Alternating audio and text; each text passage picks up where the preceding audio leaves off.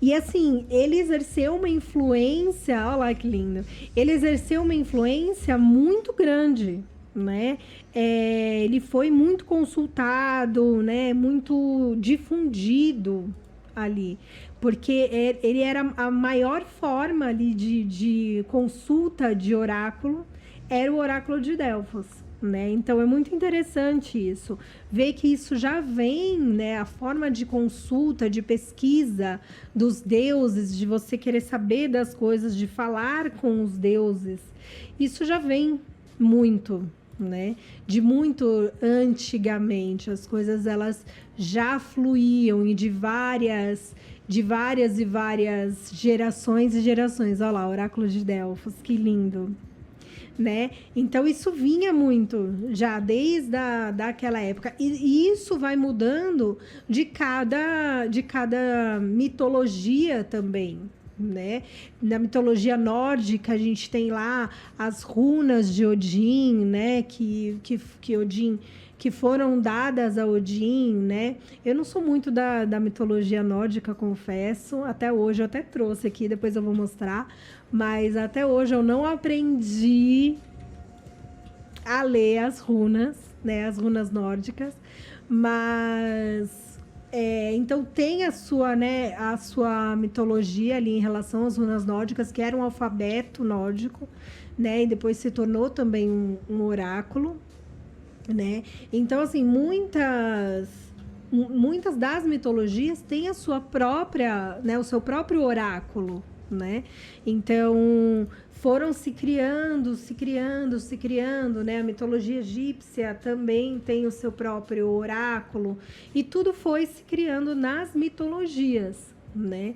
E é muito interessante porque o oráculo ele se torna ali um instrumento, né, dessa leitura energética. Então, como que ele funciona exatamente? Qualquer tipo de oráculo, né?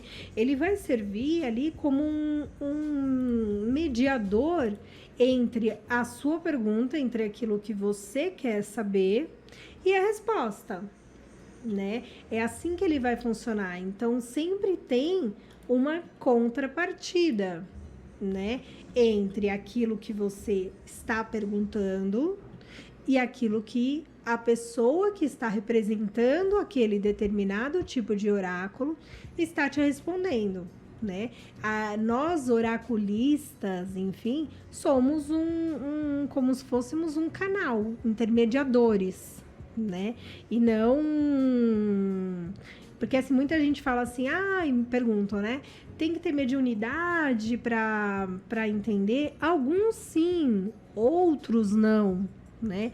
Depende muito do tipo de oráculo. Muitas vezes não. Depende né, de qual oráculo você está ali falando, depende de qual oráculo você está interpretando, depende a forma desse oráculo de ser lido. Então, tudo vai depender muito, né? Se você vai precisar usar a sua mediunidade, a sua intuição, ou se ele é um simples oráculo de leitura, né? Onde você vai ler um significado e vai, através desse significado, que você vai falar as coisas que você precisa falar, tá? Vou tomar um golinho de água.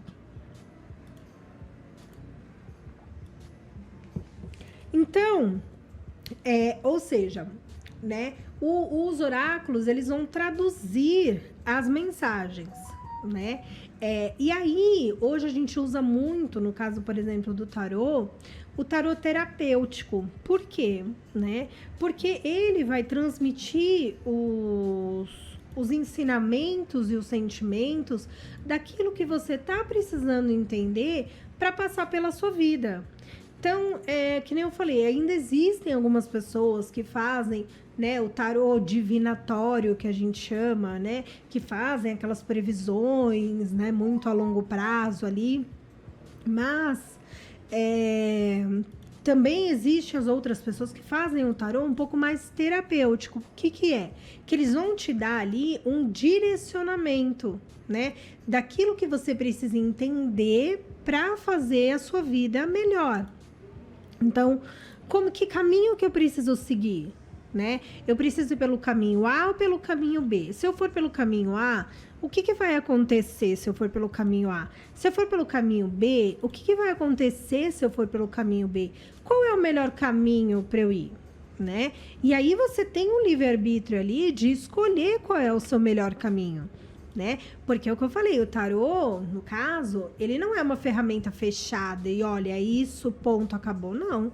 Você tem a sua escolha, ele vai te dar um direcionamento, ele vai te falar, olha, faz assim que vai ser melhor.